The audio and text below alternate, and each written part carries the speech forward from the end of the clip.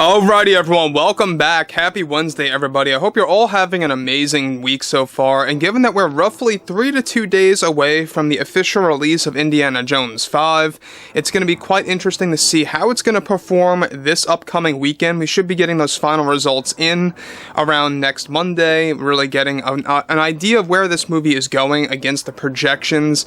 But one thing about Bob Iger is that he's been getting quite a little bit more defensive about what's been going on for the Indy 5 backlash from the fans, and exactly how a lot of fans are refusing to see this movie and have a lot of issues with it based on the confirmed leaks, spoilers, and what they have seen in the TV spots and more.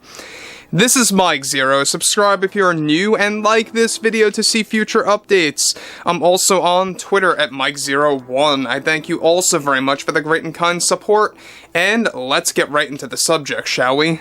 Now, we know that Bob Iger has been slowly but surely getting a little bit more defensive week by week about the performance of Indy 5. Why, you may ask? Well, it has a lot to do with him having consistent failures. Alright, so Elemental was a very big failure on his part. Galactic Star Cruiser was a massive hit to him and his reputation. And now we have this thing, alright, Indiana Jones 5, and its projections getting worse every single day. Now, we know that the Rotten Tomatoes score is just getting bumped up every single day, oh so slightly. The last time I checked, I believe it stood around, correct me if I'm wrong as of right now, but the last time I checked, it stood around 64%. It might be like 66 now, give or take. And that's by all the Hollywood critics. So that's only the critic scores, mind you. And that's not a good sign either. So, moving to the next big thing here, what's intriguing about Bob Iger is that with Disney CEO Bob Iger recently becoming more direct with the fandom of Indy and Star Wars, he eventually went on to state the following to the Indy community and the backlash against the Dial of Destiny. He went on to deliver the following. We would be lying if we didn't notice a large group of fans that have a disinterest with this film for no reason that we feel are very unfair, and quite frankly, very petty to the hard-working creators, cast, and crew that dedicated their lives to this film.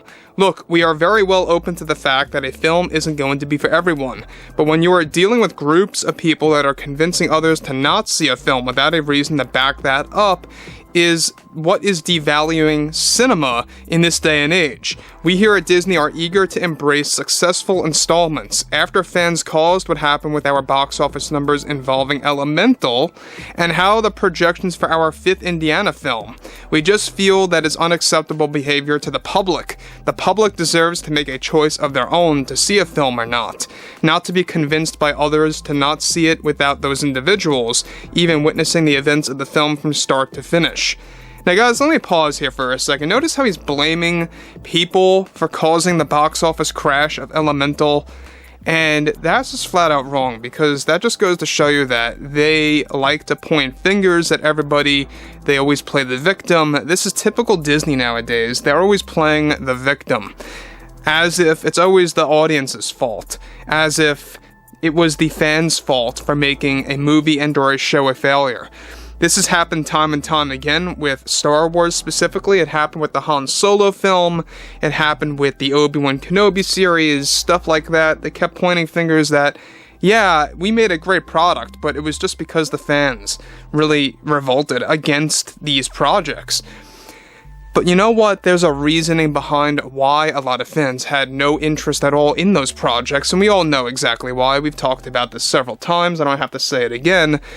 But when we look at Indiana Jones 5, it's the latest and prime example that somebody like Kathleen Kennedy should have been fired years ago. And I'm talking about years ago, as in 2017, a couple of weeks, or technically 2018, a couple of weeks after the release of The Last Jedi, is when she should have been let go at the beginning of that year and pulled away from Star Wars in replacement with somebody else that actually cares about the franchise and where it's going.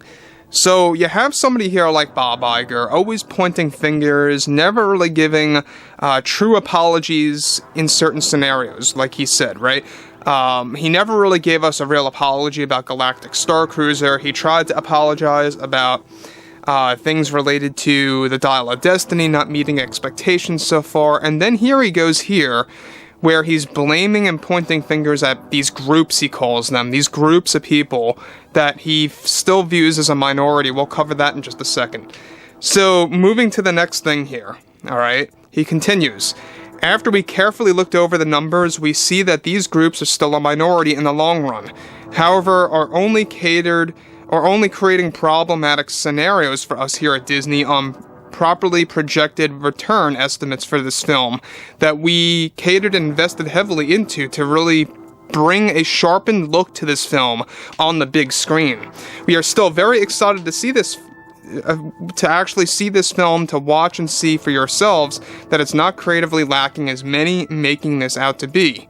We advise everyone to filter out the negative waves from these individuals toward our film that we worked hard on for our audience. Thank you for your time. Now, Bob Iger, here's another thing that's really pathetic, and I will say it is 110% pathetic, is Disney has the audacity to heavily promote these commercials out of the blue. If you spend dinner or whatever, a meal that's worth $35, you can get a free ticket for Indy 5. Or if you want 2 tickets, you spend $75 at Applebee's. I don't know about you guys, I don't eat at Applebee's. I never liked Applebee's. To each his own, respectfully. If you guys like it, that's great and all, but it's kind of funny how Disney's choosing that restaurant and promoting, if you spend $35, you get a free ticket. So basically what Disney is doing, and we've talked about this and what was going on behind the scenes, this was a last-minute marketing stunt. Alright, this only settled in about 2 weeks ago, and they kickstarted this ASAP. Basically what it is, it's an attempt to get random people into the theater seats of Indiana Jones 5. And you know what's funny is that I have somebody in the comments, I don't know where you are, Jim0795, I think his name was, username at least, is that he went to Applebee's and spent $35 or $38 on a dinner or something around there, and he did get a free ticket to Indy 5, somehow.